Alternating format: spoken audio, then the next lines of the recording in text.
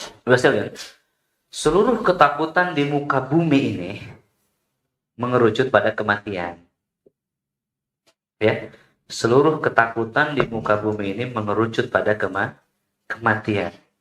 Artinya kematian itu adalah hal yang paling ditakuti Bapak dan juga semua yang berjiwa.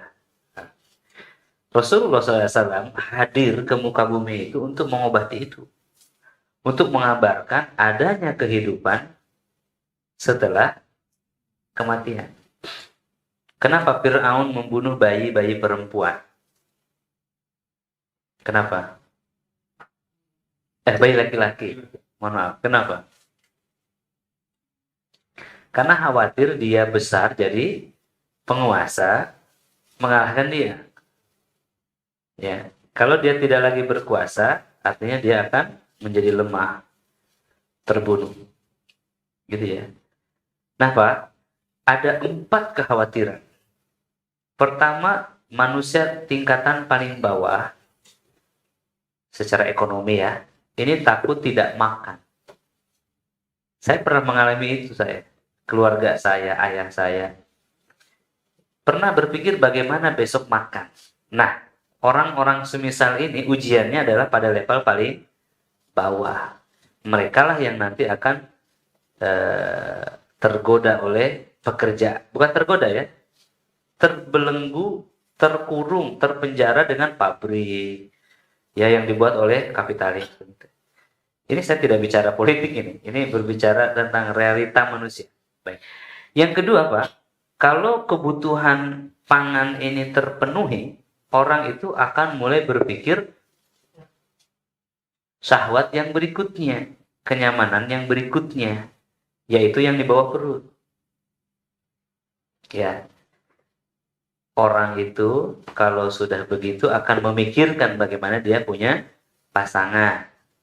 Betul? Lapar, mikirin lapar dulu atau mikirin yang bawah dulu nih? Mikirin perut dulu apa yang di bawah perut? Perut dulu kan? Kalau sudah kenyang baru mikirin yang kedua kan? Betul.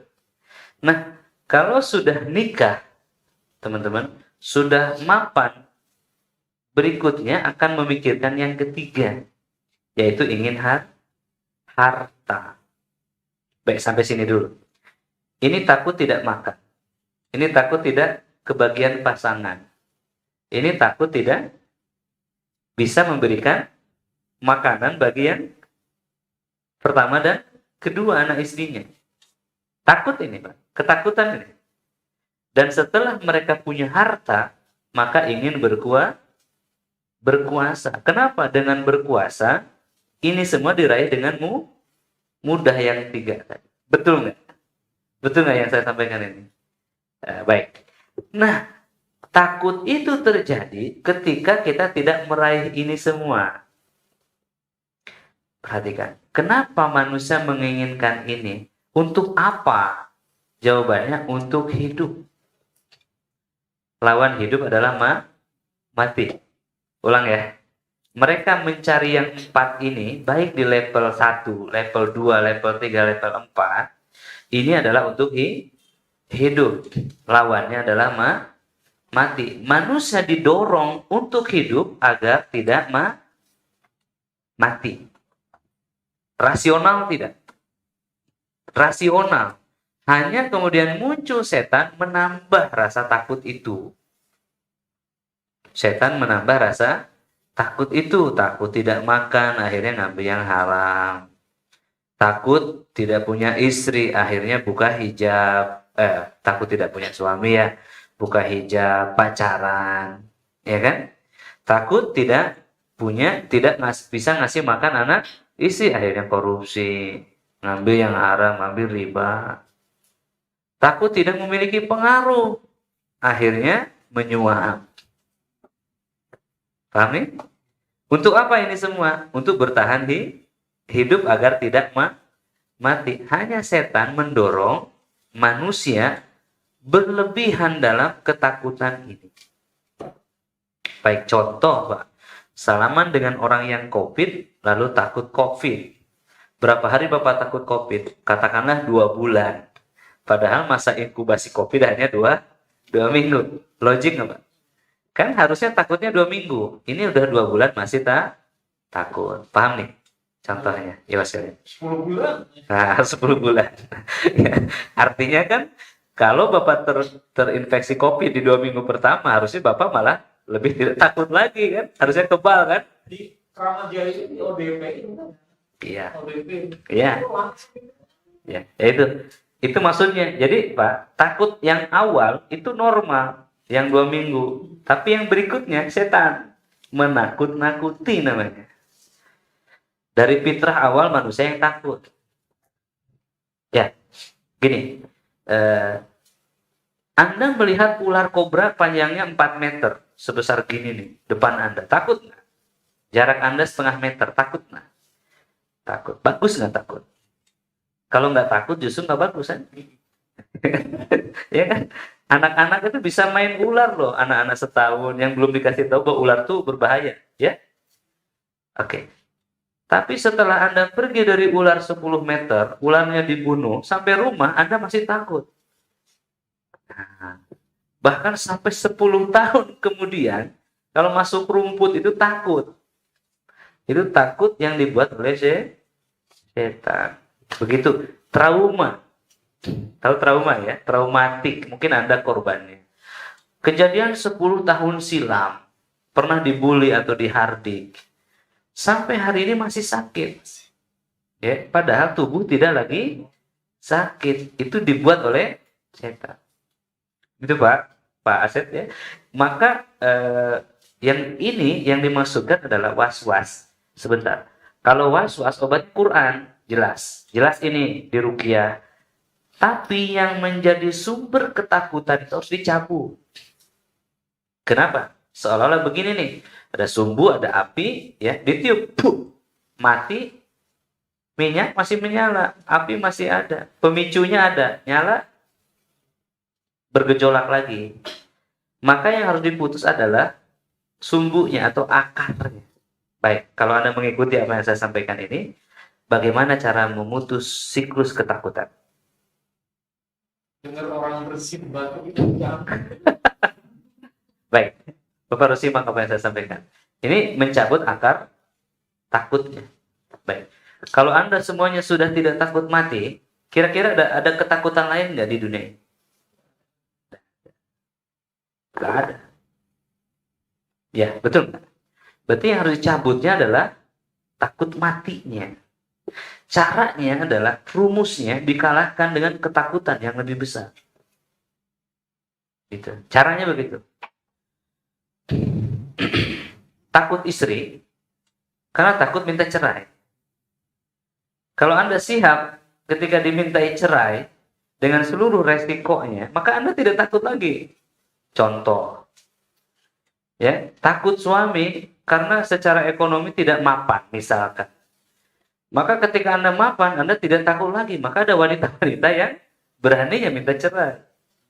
Itu contoh, ya, contoh. Teman-teman, takut anjing, lalu Anda lari. Ya, Anda lari dikejar apa? Dikejar anjing nih. Lari dikejar anjing. Di depan ada singa. Bagaimana sikap Anda? Di sana ada anjing, di sini ada singa. Kemana Anda memilih? Balik arah ya? Sekarang tidak takut lagi dengan anjing. Kenapa? Di sana ada ketakutan yang lebih besar. Kan begitu tanpa mikir itu, Pak.